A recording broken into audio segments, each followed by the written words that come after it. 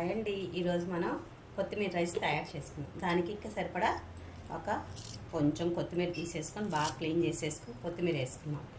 తర్వాత పచ్చిమిర్చి ఒకటి, కొంచెం అల్లం ముక్క, ఒక 5-6 మిరియాలు వేసేసుకున్నాం కొంచెం స్పైసీ కోసం. దానికి సరిపడా సాల్ట్ వేసుకుందామండి.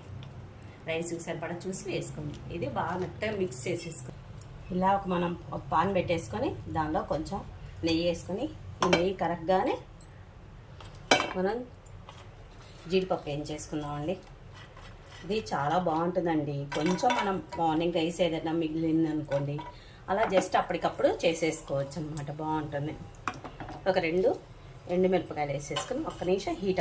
ఇలా జీడిపప్పు వేయిపోగానే మనం కొత్తిమీర మిక్సీ వేసుకున్నాం కదండి, అది వేసేసుకున్నాం. నేను ఈవినింగ్ సాయంత్రం పిల్లలకి కొంచెం స్పైసీగా కావాలంటే ఇలా ప్రిపేర్ చేస్తున్నానండి. ఇదంతా కొంచెం పచ్చివాసన పోద్ది. ఒక్క నిమిషం మగ్గనియాలి మనం. పచ్చిది కదా కొత్తిమీర, అది మగ్గగానే మనం రైస్ని అలా వేసేసుకొని కలుపుకోవడమేనండి.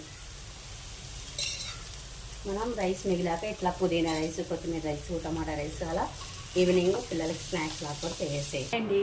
చూడండి, మన కొత్తిమీర రైస్ రెడీ అయిపోయింది.